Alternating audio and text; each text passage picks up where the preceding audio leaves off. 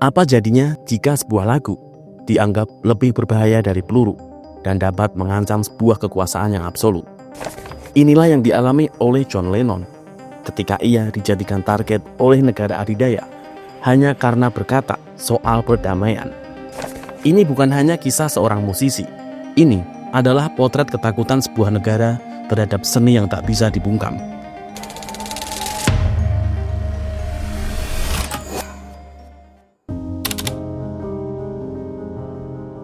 Sebelum ia menjadi simbol perdamaian dan sebelum ia ditakuti oleh pemerintah, John Lennon adalah personil The Beatles, band yang sangat populer dan menjadi ikon musik dunia di era 60-an. Tapi dunia berubah, dan begitu juga dengan John Lennon. Tahun 1969, The Beatles mulai retak. Keempat anggotanya mulai berkonsentrasi dengan hal-hal yang mereka sukai secara pribadi. Dan begitu juga dengan John Lennon saat takdir mempertemukannya dengan Yoko Ono, seorang seniman avant-garde yang kemudian menjadi kekasihnya. Dengan seketika, Yoko mengubah cara berpikir seorang John Lennon. Karya-karya musiknya pun mulai bergeser. Dari yang sebelumnya berbicara di ranah cinta yang manis, menjadi karya-karya yang jauh lebih transendental, seperti pencarian jati diri, spiritualitas, hingga politik dan dunia yang sedang tidak baik-baik saja. Sampai akhirnya, John Lennon dikenal sebagai ikon gerakan perdamaian. Bukan hanya melalui musiknya, tetapi juga melalui aksi-aksi nyata yang menggugah dunia. Bersama Yoko Ono, ia menggelar Bed in for Peace pada tahun 1969, sebuah bentuk protes damai terhadap Perang Vietnam yang dilakukan dengan cara yang unik dan penuh simbolisme.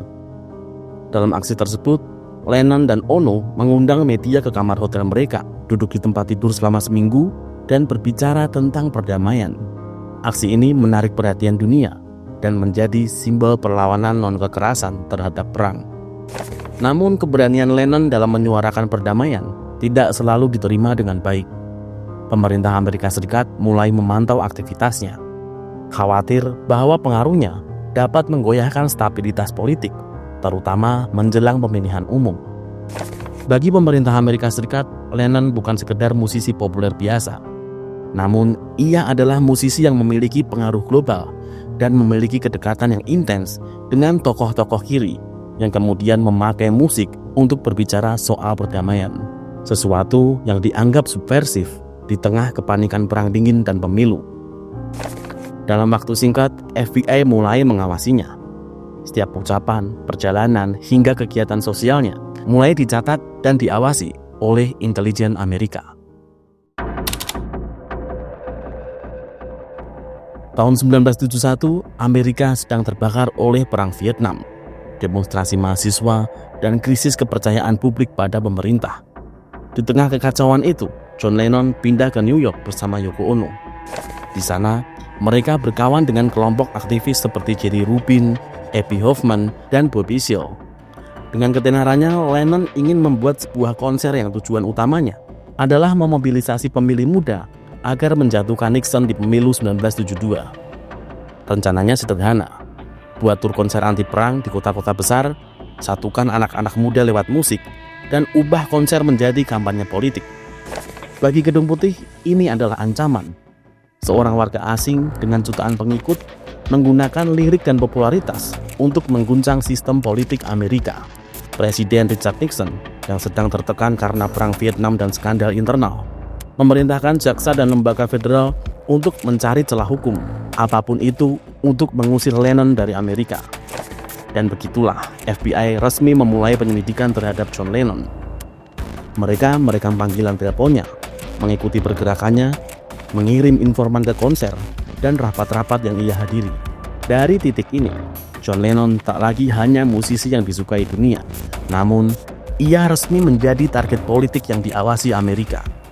Karena bagi penguasa, Lennon bukan hanya sekedar penyanyi, melainkan ia adalah ancaman yang harus dibereskan.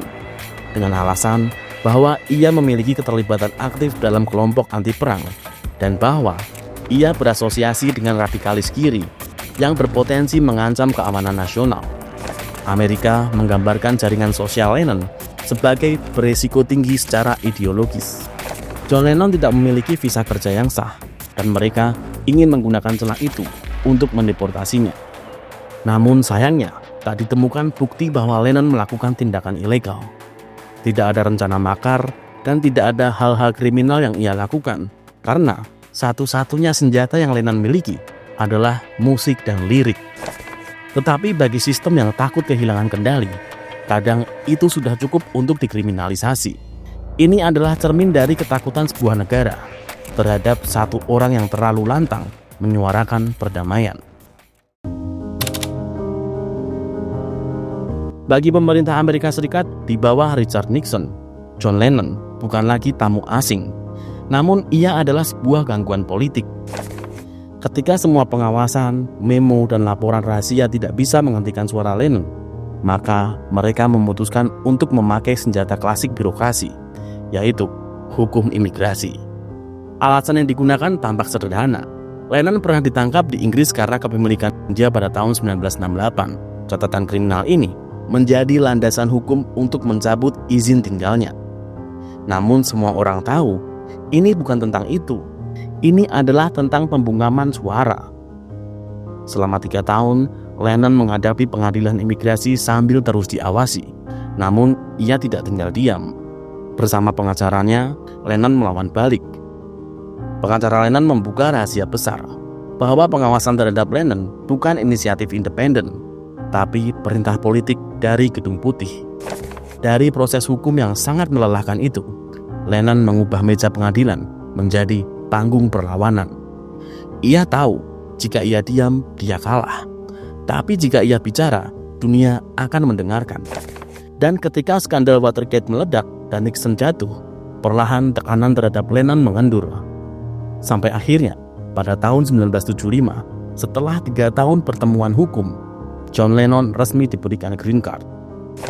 Ia memenangkan hak untuk tinggal di negara yang ingin menyingkirkannya. Apa yang ditakuti FBI dari John Lennon adalah suaranya yang bisa mengubah cara berpikir satu generasi. Kasus John Lennon bukan sekedar konflik antara musisi dan negara. Ini adalah gambaran besar dari ketakutan sebuah sistem terhadap seni, terutama seni yang melawan. Karena bagi penguasa, musik bisa jadi lebih berbahaya daripada senjata. Ia bisa menyusup ke hati rakyat, membentuk opini, dan menyalakan semangat yang tak bisa dibungkam. John Lennon menyanyikan lagu tentang perdamaian, tapi justru karena itu, ia dianggap radikal.